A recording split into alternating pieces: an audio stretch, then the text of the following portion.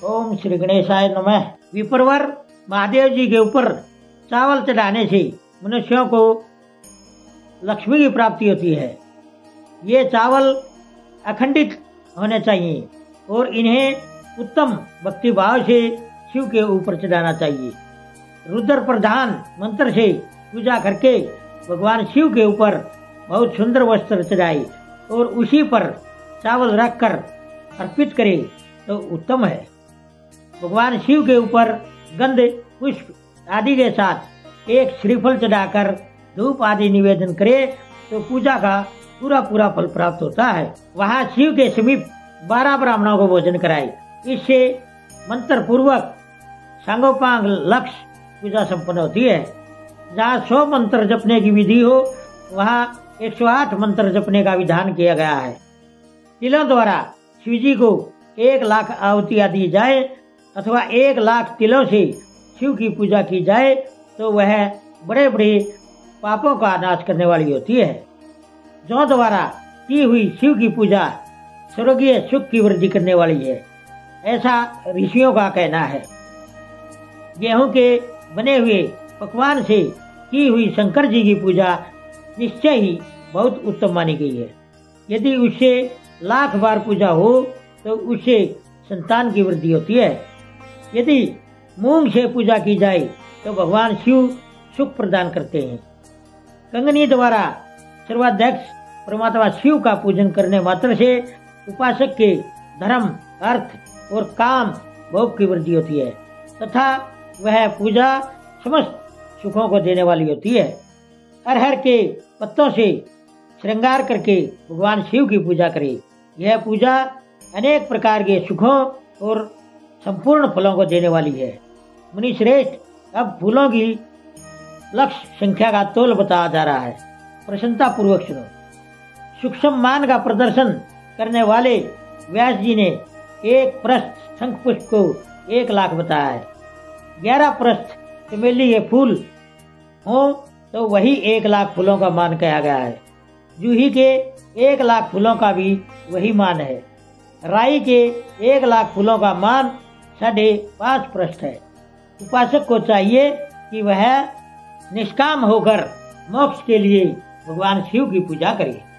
भक्ति भाव से विधि पूर्वक शिव की पूजा करके भक्तों को पीछे जलधारा समर्पित करनी चाहिए। जवर में मनुष्य जो प्रलाप करने लगता है उसकी शांति के लिए जलधारा शुभ बताई गई है। शतरुद्रीय मंत्र से रुद्री के 11 पाठों से रुद्र मंत्रों के जप से पुरुष सुख से 6 ऋचा वाले रुद्र सुख से महामृत्युंजय मंत्र से गायत्री मंत्र से अथवा शिव के शास्त्रोक्त नामों के आदि में प्रणव और अंत में नमः पद जोड़कर बने हुए मंत्रों द्वारा जलधारा अर्पित करनी चाहिए। सुख और संतान की वृद्धि के लिए जलधारा द्वारा पूजन उत्तम बताया गया है।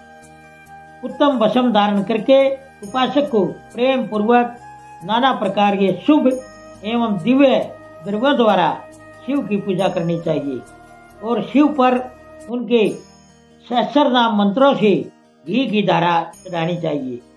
ऐसा करने पर वंश का विस्तार होता है, इसमें कोई संशय नहीं है।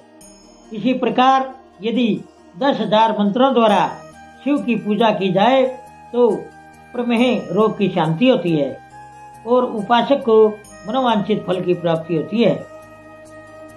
यदि कोई नपुंसकता को प्राप्त हो तो वह घी से शिवजी की भली भांति पूजा करे तथा ब्राह्मणों को भोजन कराए। साथ ही उसके लिए मुनीश्वरों ने प्राजापत्य व्रत का भी विधान किया है।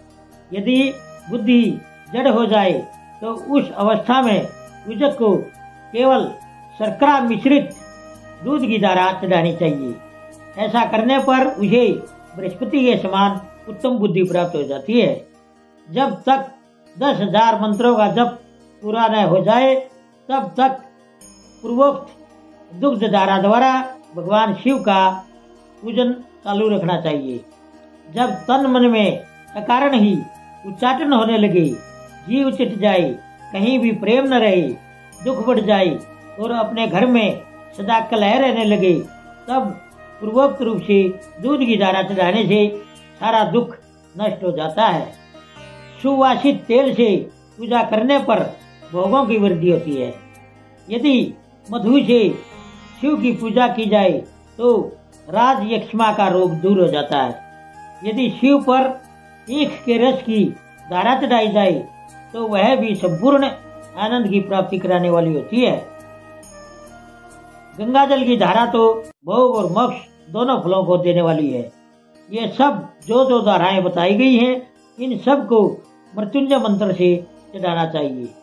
उसमें भी उक्त मंत्र का विधानतः 10,000 जप करना चाहिए और 11 ब्राह्मणों को भोजन कराना चाहिए। ओम नमः शिवाय।